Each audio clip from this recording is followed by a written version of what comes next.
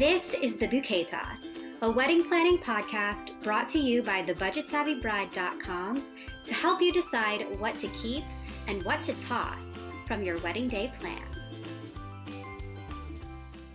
Welcome back to the Bouquet Toss. So it's no lie that slashing your guest list can yield savings, but don't pull out your red pen just yet. Your headcount may affect your budget, but the number of guests you invite doesn't always dictate how much you'll spend. Tiny budgets and large guest lists are not mutually exclusive. However, the more people you host, the further you'll need to stretch your money. Keeping things intimate could allow you to treat your guests to a nicer experience, but a smaller wedding doesn't always guarantee a lower cost. So Jess, with that in mind, how do you go about figuring out your guest list? Yeah, I think this is one of the things that couples stress about the most because there's so much personal, relational dynamics and pressure at play. So luckily we have some tips to share to, help couples walk through this process and some questions that they can ask themselves that help make the elimination process a little bit more black and white, I guess. I like that. So let's go through some of these questions. Keep in mind that a lot of these things get a little bit more complicated with COVID, and we will discuss that. But here's 6 questions that you can start with when you're considering whether or not this person makes the cut. So the first is, have you and your partner spoken to this person in the last year? That's a pretty easy yes or no question to answer. It is, but don't you feel like with COVID, it feels like it's been 10 years and 1 year at the same time? I mean, I think that you're right that if you still haven't spoken to them in a year, it's like COVID or not, they probably don't make the cut. Right. Yeah, definitely keeping COVID in mind. It does add a little more nuance to that question in particular, but yeah. So segueing into the next question, do we have a close personal or family connection with this person? And I think that also, there may perhaps be someone you haven't spoken to, but that you do have a family connection with that, you might not have answered yes to question 1, but you might be answering yes to question 2. And we'll get into all this fun stuff. But if you have help paying for the wedding, maybe your parents even have a list of their own that they would like to pay for and invite, then those people would end up making their list. Right. Yeah. A lot of this is so dependent upon your circumstances and the financiers of your particular wedding. Right. So number 3 is, will not inviting this person cause any sort of family or personal drama? It's a heavy question, I think, to consider because there's some people who will, respectfully be understanding about the decisions that you make. And there are others, we all have them in our lives, who might make a bit more of a splash about it. So absolutely. And, ultimately it matters how you and your partner feel, but there will be a lot of opinions at play about whether or not some people are on the list or not. And so is the cost of cutting them from the list, does that outweigh the cost of dealing with the repercussions of all the issues that come up with people being upset that they're not there? Maybe not. Right. So number 4, will this person make our wedding more fun? And I love this one. I love being able to think who are the people you want around you? Who are the people that contribute to the vision that you have and make it everything that you want it to be and make it come alive?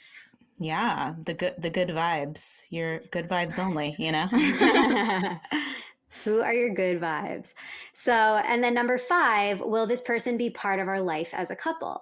And I think that is really important because there's obviously people that you know from your whole length of your life. There's people that your partner knows, but are they going to be people that either do know you as a couple or will know you as a couple? Right. Do you see yourself continuing to spend time with them in the near and distant future throughout your life and your marriage? Right. And then number 6 is, are we considering inviting this person out of any feelings of obligation or guilt? I love this question. I mean, you got to be real because the answer to that for some people will be yes. And that's okay. But that's something you need to consider. It kind of ties into question 3 about if you don't invite them, will it cause any drama? And those tend to be the guests that, are kind of referred to as like obligation guests. Right. And so you could decide up front, we want no obligation guests. We're keeping this very, very intimate. It's us and closest family and maybe a few friends and efficient, or maybe it's even smaller than that. And in that case, I think that does make it really easy for you to figure out. The yes pile and the no pile will be much clearer.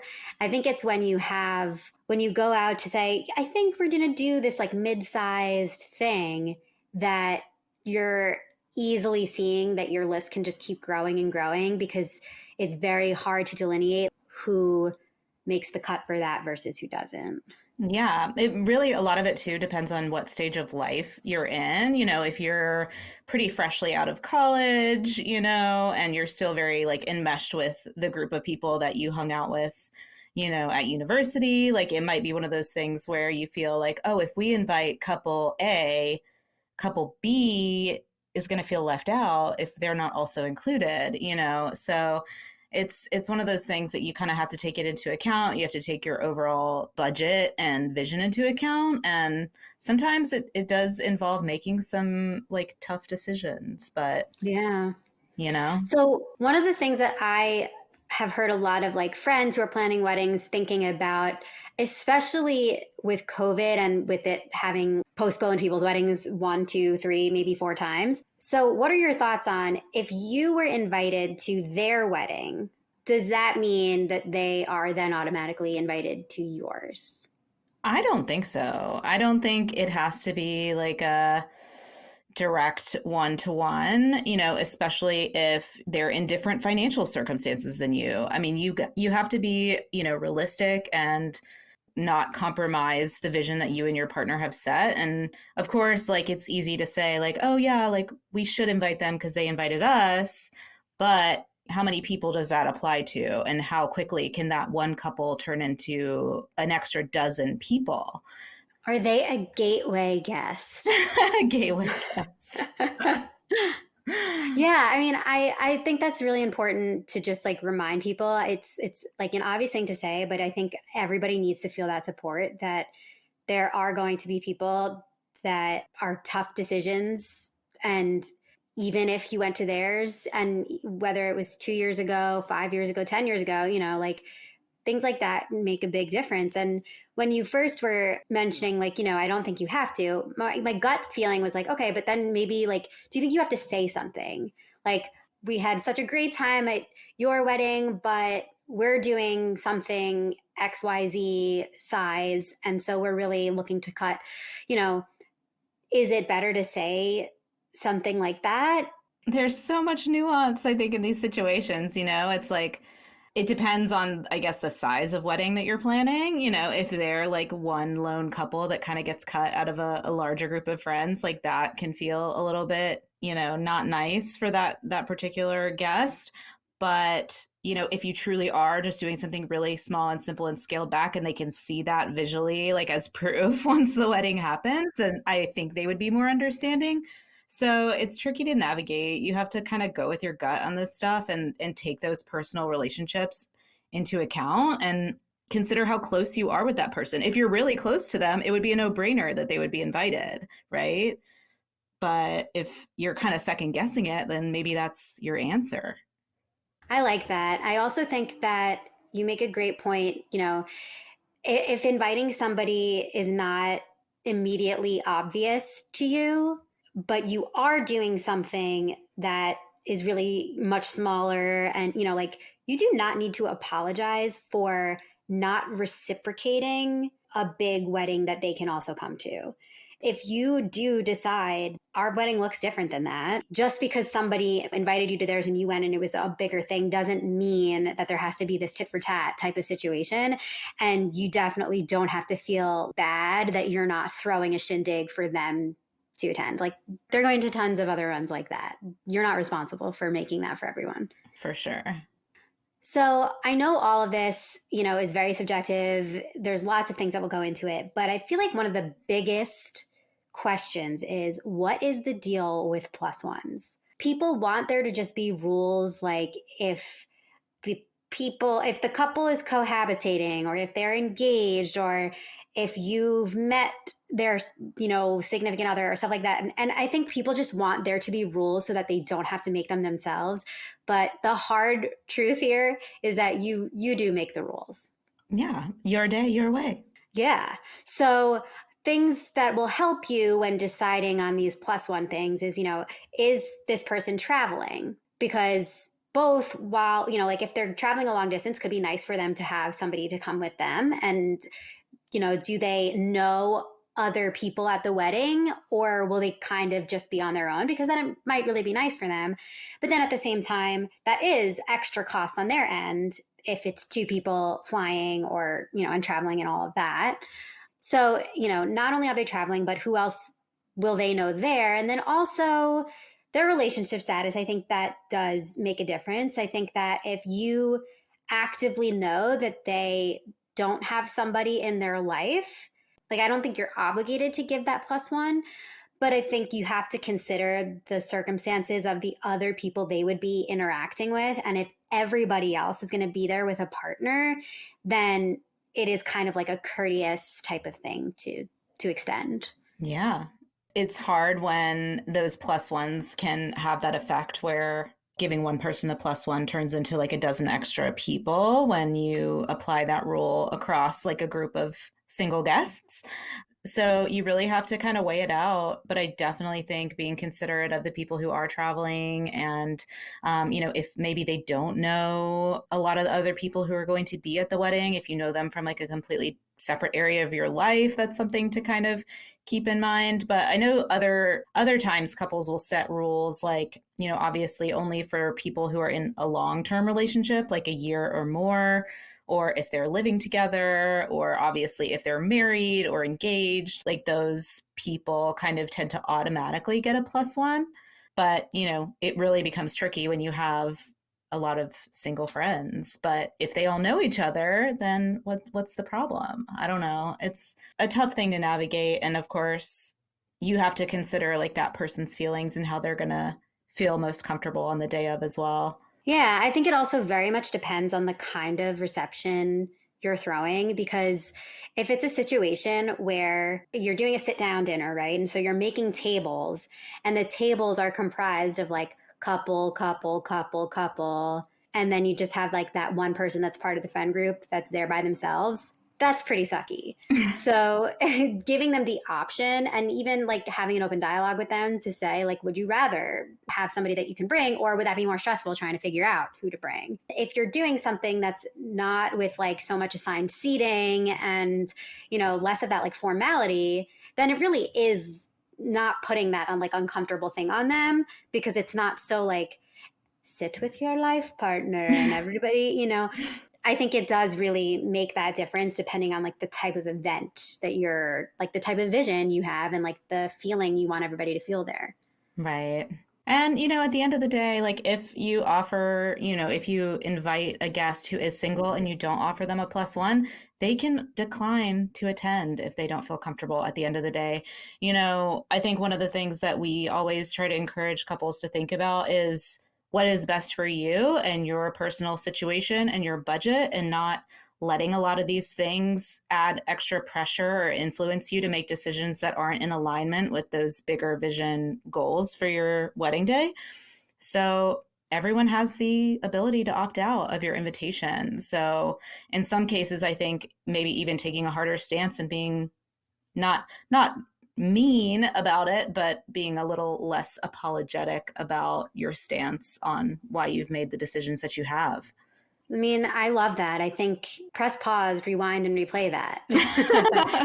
Like, that is so big. There's so much, I feel like, just pressure that comes with planning a wedding, because it's also like you're throwing an event, right? You're like, it feels very much like you're also like making this big thing for your community, which in ways you are.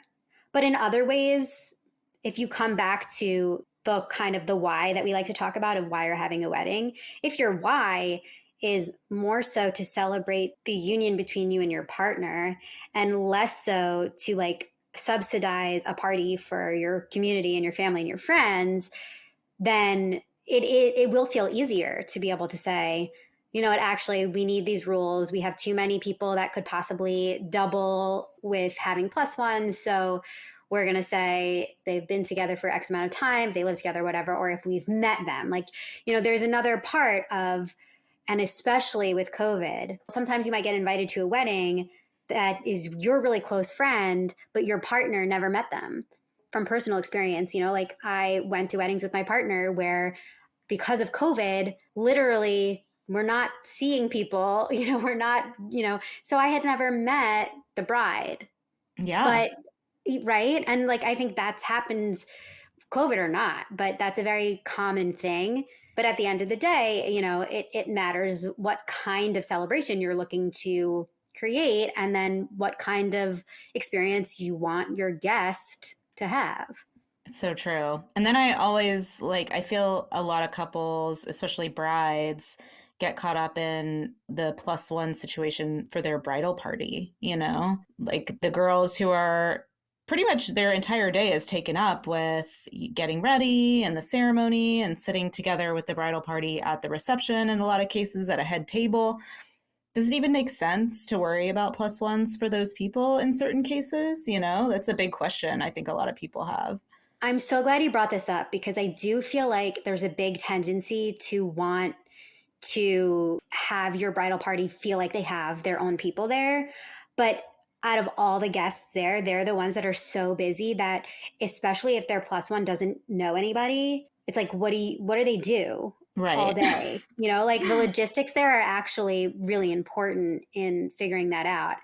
Sometimes when you do have a bridal party and you're matching up people from like, one side and the other to maybe walk down the together, or sometimes a lot of couples want to have an even amount on partner one side as they do on partner two. And so for those within that don't have a person that's already coming, it can really feel like, oh, I have to give them. But I think talking to them about it would make the most sense first, because there's nothing worse than being the plus one of a bridal party member and standing alone.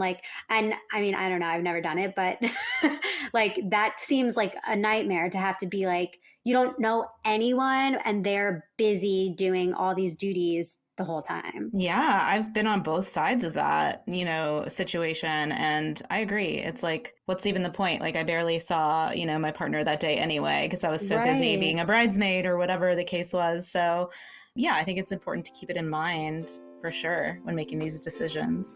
Yeah, I like that.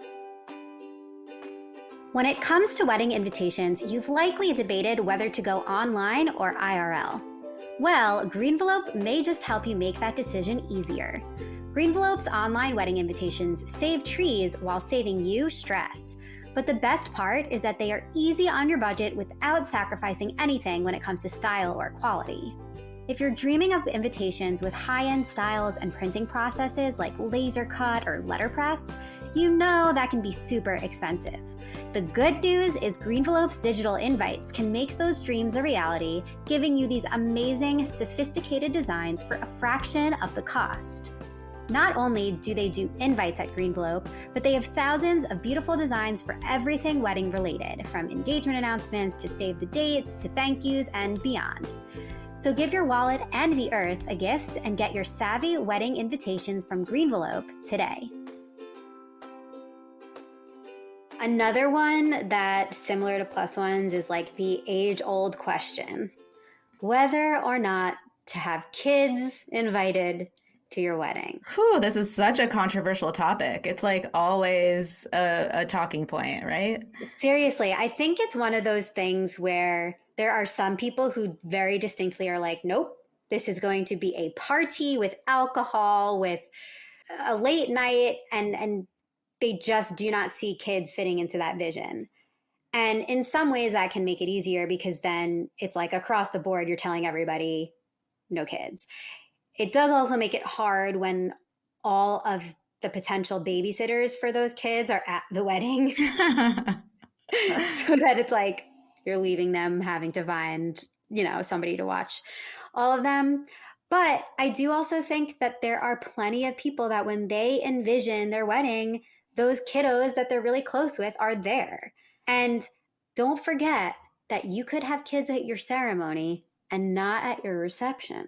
This is very true. And, lots of couples will, even hire a nanny to keep a kid's room where the kids can be occupied apart from the reception area. So there are ways to work around it or make it work for you, but adding kids into the mix or making a rule that you don't want kids at all, a lot of it obviously can depend on those extra expenses like having childcare available to your guests so they can enjoy the party without their kids, or even considering the meals that you'll have to provide for the kids in addition. So lots of stuff to consider. Yeah, it's also like if you're asking the parents to travel to come to the wedding, then it is hard to say, but don't bring your kids Mm-hmm. and make sure you've got everything set up for them at home and you'll be away from. So that idea of having somebody like on site to be the babysitter for the day for like just the kids in a kids room, I think is brilliant. But then this is also another thing where like they might be saying, you know what, actually, we really want an adult trip away from them for a little bit. And this is a great excuse to have it. So feeling like you can talk to these people about it, I think is important. I feel like there's this pressure to have to like have the rules made so that you can just like tell everybody and not have any issues. But I personally think you want to get the opinions of those people and really hear what they feel about it before you decide what you think is best for them. Yeah, of course. I think so much of it too depends on the people you have in your close circle and if they have kids or not. You might not be in this situation where it's something that is a big issue among your group of potential guests, but for others, I've seen like all out arguments and like wars almost going back and forth about this stuff as if implying that the couple doesn't care about the parents and like isn't considering them at all. And at the end of the day, like the wedding day is about the couple. And of course, they want their people who they love to be there to celebrate with them. But I don't know, there's a certain amount of sacrifice involved in that to attend a wedding, no matter what. And like respecting the couple's wishes, I don't know. I can't find a coherent like way to wrap that up, but Yeah, I think the reason that you can't is because there's really not one. Like, this is so dependent on so many factors that there's never going to be like a hard and fast piece of advice that we can give that's going to make it easy for anybody.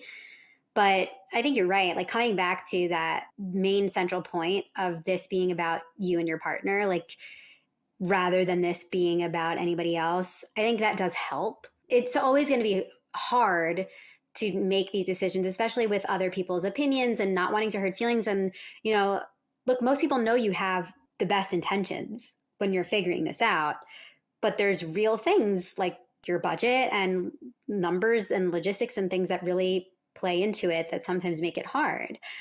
Another thing that kind of gets like wrenched in this situation is parents specifically having people that they want to invite. Sometimes couples will make a rule for the number of people that their parents can invite. I think it gets really tricky because this is very often one of those places where they'll say, oh, well, we'll pay for them. They're our guests. And having, like, we talked about this in the last two episodes with budget, having other people contribute is wonderful, but it does come with a lot of circumstance. a lot of And strings attached. Yeah. yeah, exactly. And so you don't want to have to say, no, you can't invite them if they're being like, oh, we're going to pay for them. But at the same time, is it for you and your partner for those people to be there? Or is it them returning the courtesy of like they were invited to that person's kid's wedding? And so now they want to return the favor. Right. Ugh. I feel like it's such a tricky thing to navigate, and at the end of the day, like you kind of have to come to an agreement on those decisions with your parents, like depending on how much monetary assistance they are providing. I wasn't in that position, so I can admit like I didn't have to have those conversations as much. So it can be a whole different ballgame when the families are funding a big portion of the wedding. One thing that I would suggest for couples who might be in this position is, trying to at least come to some sort of agreement with your parents about maybe some rules where that's concerned as well. Like if you've never met these friends, why would they come to your wedding? Mm-hmm. That's like a dinner party for your parents, like showing off to their friends who've never even met you before. Like, what's the point of that? Right. So, That's real. I mean, obviously it depends on people's background. If they're like Richie Rich and their parents are like business people and they're like, oh, I want to invite my business associate, like, no, take them out to a business dinner. Do not invite them to my wedding. Like, Right. You're you allowed to know, say that. yeah, Absolutely. yeah, No matter what, we'll keep coming up with possible scenarios of things that will happen and a bunch of different ways that you can handle it. So we're not trying to provide hard and fast answers here. We're just kind of opening the space to talk about it. But the good news is that there's so many virtual options now that actually make it possible to have more people. And not that they didn't exist pre-pandemic, but they're normalized. So you absolutely. could have a live stream option that's allowing way more people to be, included in the festivities, but not actually be on site.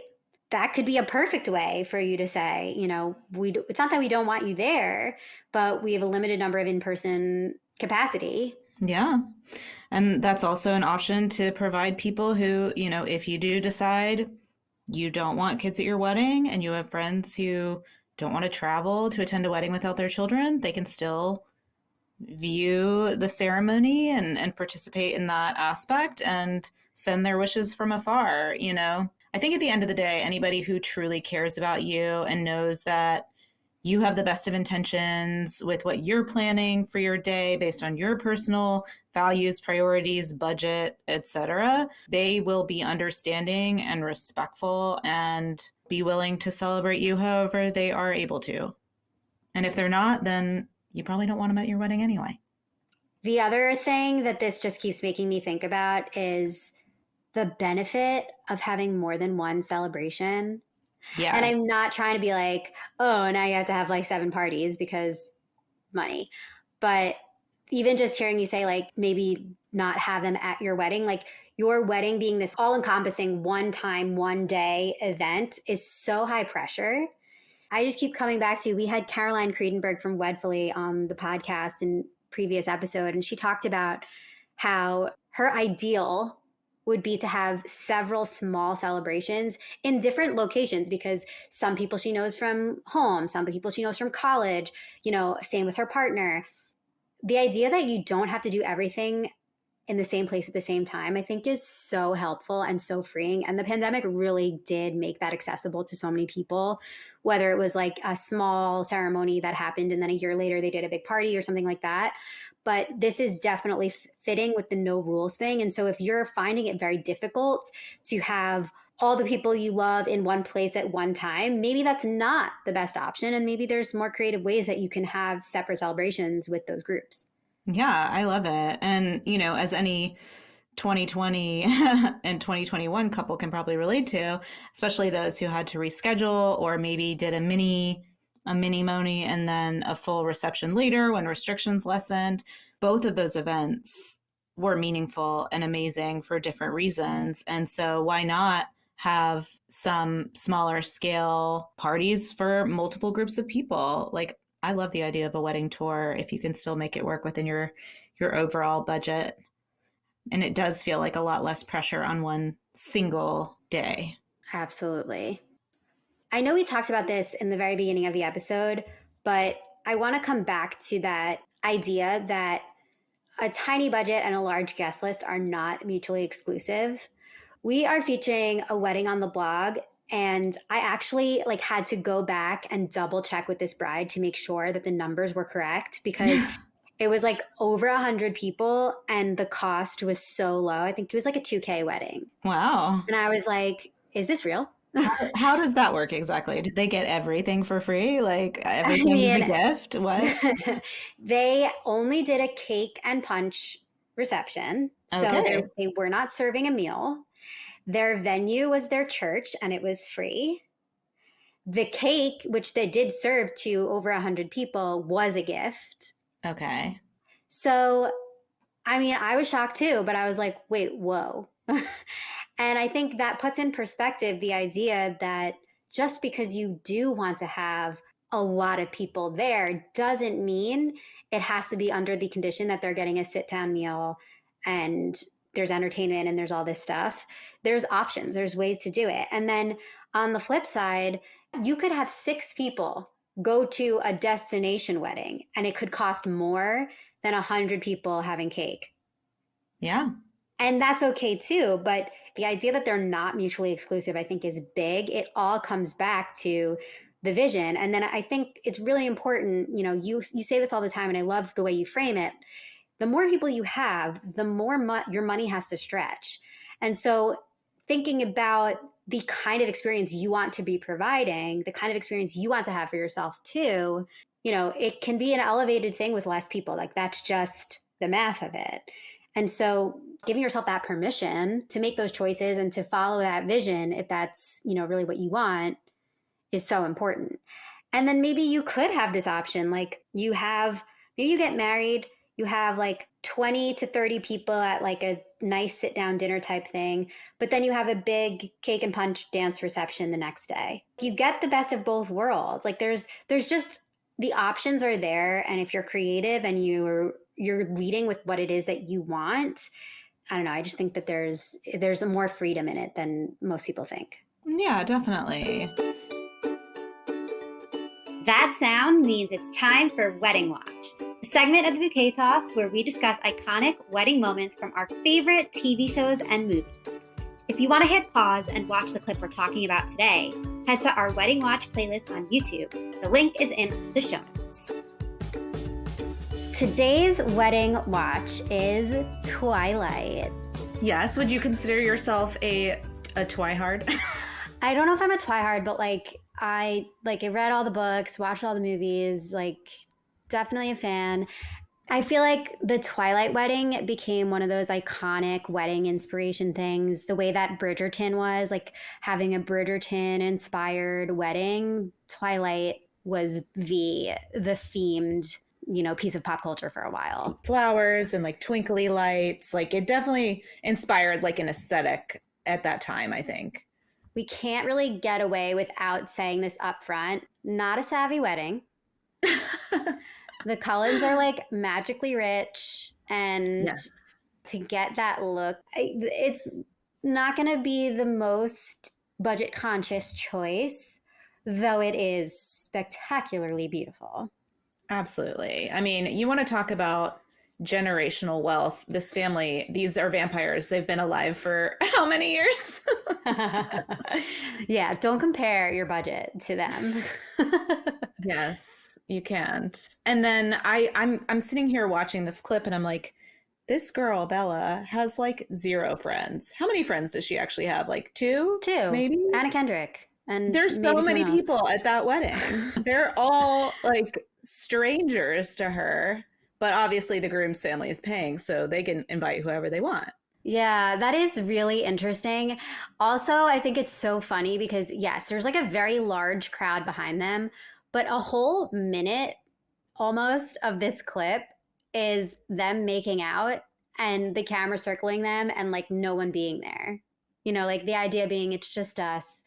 And I even think the way they exchanged their vows was like so quiet and so intimate and so not big wedding-esque, yet there were so many people there. Like she wanted something small and just the 2 of them, right? And like his family, it's Tradition. it's art imitates life. Yep. People get strong-armed into doing things that they don't necessarily want to do, but then it's that magical moment of it feels like just the 2 of them, even though they're in a crowd of a bunch of people. I will say they worked the movie magic with it, the soundtrack, everything they did with it. You're like, oh, this is so nice and wonderful. Speaking of soundtrack, the most famous thing I feel like to come out of this was Christina Perri's 1,000 Years. Still today, people use that song. Yeah. Yet, it's not actually part of the wedding montage in the movie. Right. It's actually in the final credits, not in the wedding itself. That's so interesting. It really made a mark on people. Yeah. It's like, what do they call that? It's like some sort of effect where you just like associate it together, even though it wasn't. Mm-hmm. I don't know, but I guess it's because of the lyrics. Like the lyrics work so perfectly with their wedding specifically. But there's so many versions of it, like instrumental versions, and just it's such a popular song. And I was so expecting her to walk down. I thought I could remember her walking down the aisle to it. Yeah. It was actually the song Flightless Bird, which, I mean, we could get into the whole like themes and everything involved in Twilight in general, but it's like this guy is thousands of years old and he's marrying a girl who's barely 18. Like, she also like looked scared. She did, right? That was my first thought. I'm like, she looks terrified walking down that aisle. Mm-hmm. Is she terrified of the man, or is she terrified of all the eyes on her? Like, is it social anxiety? Is it fear of dying from her vampire husband? You know, so many questions. So many questions. But I will say, for as scared as her face looked, her dress is incredible. Yes. And I think we're meant to believe that Alice, like the vampire sister, picked it out and, you know, led her through it. But if you look at her style choices throughout the movie, she's wearing like jeans and a plaid sweater all the time. Like, that's it. And like, I don't really believe she would have picked this dress by herself. But man, I mean, the long sleeves, like the back, the detailing, it's so beautiful. It's very beautiful. And I'm sure there were tons of like Twilight inspired dresses based on that look. Long sleeves kind of had a moment. I'm trying to think culturally, like what year did this movie come out? And like, because Kate Middleton also had the long sleeves. The last movie was 2012, but this is the second to last movie, right? Right. Kate and Will got married in 2011. So like it's kind of like around that same like time period, 2011, 2012. Mm-hmm. It's beautiful though. Yeah, I mean, I think that there's so much to love about it because it's the fairy tale, like it's the quintessential fairy tale wedding feeling, but on the savvy list, like it's not savvy, and that's okay. It's a movie budget. Unlimited, limitless. So moral of the story, keep the Twilight wedding on your Pinterest board. Just remember, not a realistic budget to be working with. You can do your best to recreate the look with some twinkle lights in your own backyard to get that fairy tale vibe within your own budget. But fair point. And that concludes our weekly wedding watch. Want to hear us chat about one of your favorite scenes? DM us on Instagram and let us know what we need to watch and chat about on future episodes. You know, sometimes I feel like a little woo-woo about the way I would like go about making these decisions at this point in my life, but like really like sitting with yourself and like feeling into it. Like, and I don't even know how to explain this, but just like close your eyes and like put your hand on your heart and ask yourself like, what is going to feel the best? What idea feels the best to me? And, you know, for your partner to do the same. And some of that takes a little bit of like digging into yourself or maybe journaling about it or whatever the case is. But that's sometimes what it takes to make decisions that really feel aligned with what the two of you actually want and that don't end up getting influenced by what you feel pressured to do for the sake of others. I think that was so beautiful. I think that was such an amazing reminder to be sharing with our listeners. There's obviously so much more to unpack about each step of planning, but the more that we can encourage everybody to keep putting their hand on their heart and thinking about what it is that like really would serve them and their partner, I think that's the best advice we can give. You've been listening to The Bouquet Toss, a podcast brought to you by the Budget Savvy Bride. We would love for you to join us in our free private community to get support and inspiration from other couples currently planning their weddings too. Consider the bouquet tossed in your direction so you can rate, review, and subscribe to the show on your favorite podcast app. As always, stay savvy and stay tuned for our next episode.